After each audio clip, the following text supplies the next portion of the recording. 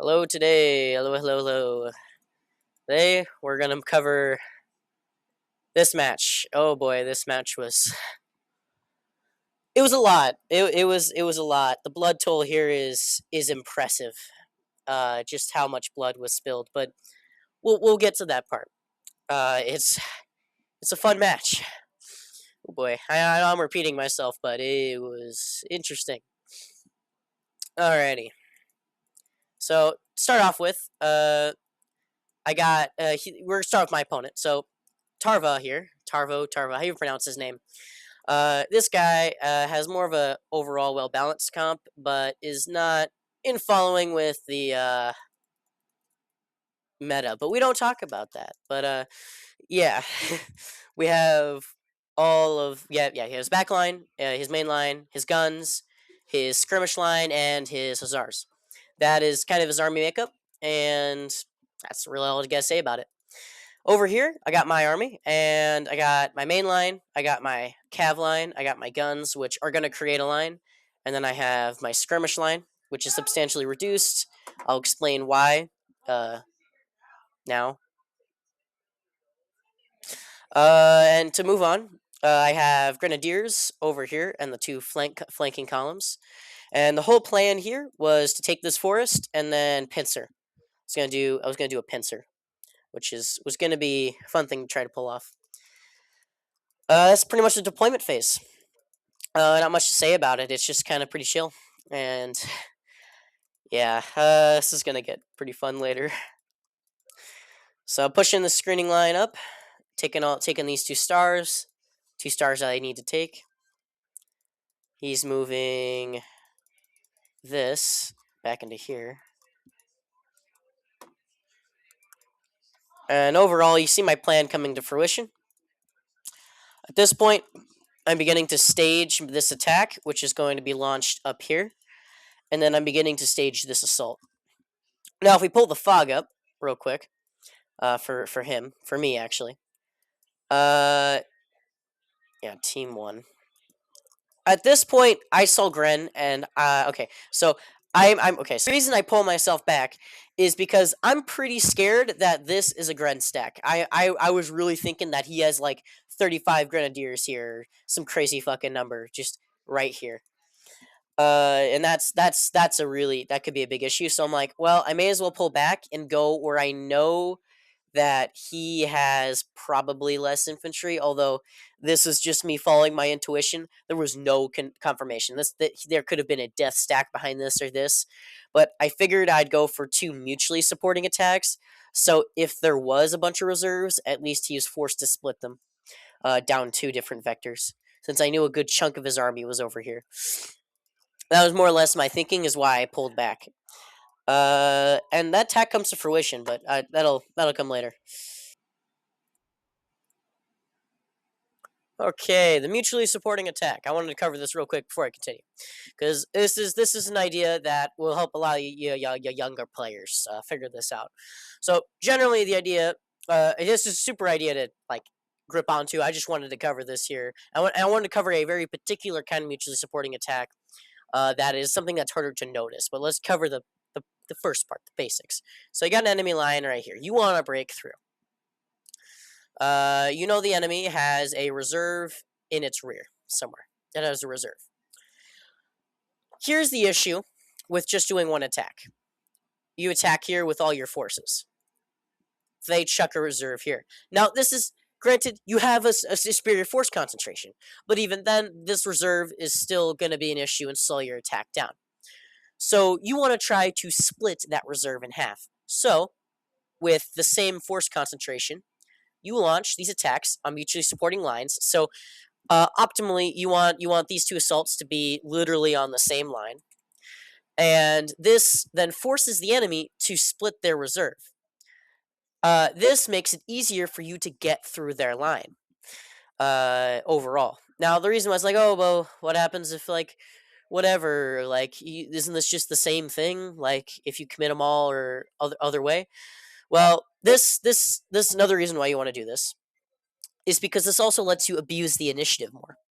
because with the initiative, the enemy is forced to react to you. So this lets you do all of these crazy attacks and other bullshit, which ensures your force concentration because the enemy can't perfectly react to what you're going to do. That's generally why a mutually supporting attack is a good idea. And then a different kind of mutually supporting attack, one that's a lot more risky and one that can very much backfire if you're not careful, is a mutually supporting attack across across the battlefield. Kind of what more I was trying to do. Now, true defeat in detail. I'll get to it, but up here you launch. This is a mutually supporting attack if both of these attacks are launched with the same tempo and at the same time. If they're launched at the same exact time, they are mutually supporting. Like, quick thing, yeah. And then the same issue the enemy comes to. Now, this is of course super risky, and this is of course a bad example because they just have to pull back here, kill this, and then bounce back. But this is a form of a mutually supporting attack, and throughout the battle, this is the mutually supporting attack that I use. This kind of attack right here. And the same issue that I just explained with a mutually supporting attack like this actually can happen. If he had committed all of his forces on the center column, he has a chance to then bounce back with more forces and destroy this force over here. That is generally a mutually supporting attack, if you want to know. Come later, as it goes. Here, I begin some pressure right here. I figured I can pressure here. I only see this much. I see these back here. I figured there's not much to worry about. And I begin my assault over here. Now, next bit of prediction and inference is that if I go here to my fog, I can see this and I could see this. I assumed that he had infantry spaced out evenly across this whole thing, and I estimated he had about 6 units, and I was able to deduce that he had 4 units right here. Well, actually, even deduce, I could physically see that there was 4 units right here as the battle goes on. So I didn't see these rifles, but I assumed he had about 10 units here, and I had about 15 here. So I figured I can win. Also, another thing to note is that I also have more grenadiers, since I'm pretty sure he doesn't have anything in reserve over here. So 1, 2, 3, 4, 5, 6, 7, 8. 8 grenadiers against his 4. And I have 5 infantry to face his 6. Although there's a good chance that he had more. I'm like, he could have more, but I may as well commit since I have to at this point. I pretty much have to. Because if I don't, I'm cooked. To put it simply, I'm cooked. If I don't attack anywhere, and if just won't go too well. But I'm pushing up here, and he begins his little assault because if I look at his fog, if we look at his fog, he thinks he only sees about this much. He thinks that I probably only have this. Like, he knows I have a lot of infantry, so if I go back here to where he could see me moving this, he knows that I have 4 grens. See, if you watch these grens, he knows I have between 4 to 6 grens, even though I have 8 over here. Yeah, he thinks I have 6, and he can see all of these. So he's thinking I probably have the same amount of infantry. I think I could win with my artillery and my skirms. Now, in this meta, fire is trash. Fire doesn't work anymore. You can't really do anything. And even with this zone suppression, it doesn't matter because there's literally no reason for me to attack in an open field when I have all of this free cover. It just makes physically no sense. Same kind of situation over here. And then we'll go back to this line before I continue this attack over here, or continue covering this attack. If he did have more, I was prepared to withdraw to this line right here, and just get ready to take him and use my artillery, and use fires in the open field to hold him back. Now, that can work, and it does work, but it's still pretty ineffective if he just straight up charges me with more columns of infantry, especially grenadiers, which could really cause me issues. But now we continue on this flank. I'm getting myself warmed up. I stage a second time to make sure all my forces are where I want them, and then I begin my attack. And this is embarrassing. Yep, that's a mess. Ignore that shit. That is whatever. Oh, also, this is pretty hilarious. So I'm trying to slip cav around so I can kill these and then flank. I fuck up, but I get lucky here. He doesn't go further down. And then begins this slugfest. And after I show you the casualty rate later, you'll see that just a ridiculous slugfest that this turns into. Now, I have plenty of units. I'm going to break through here since I killed all of his lighter units because, again, they do nothing. Same situation here. It's a slugfest. And at this point, I now have the two attacks that I pivoted my plan, and I now have the two mutually supporting attacks that I was aiming for. But yeah. This is this mess over here, and then we have this mess. And at this point, the battle is won. I have won this fight. Now, I'm still pretty uncertain. I look at the fog. For me. I'm fairly certain that he's committed most of his forces, but he could still have a large amount of reserves in the background. 8 to 10 units. And I'm like, he commits on one of these, I'm cooked. And I'm saying these are mutually supporting, which is true, but it does not mean that there's still opportunity for defeat in detail here. Even if I break through here, he can send his 10 reserves and throw this back. Send this in, wins the battle. I'm just fucked in every way, fucked when it comes to this.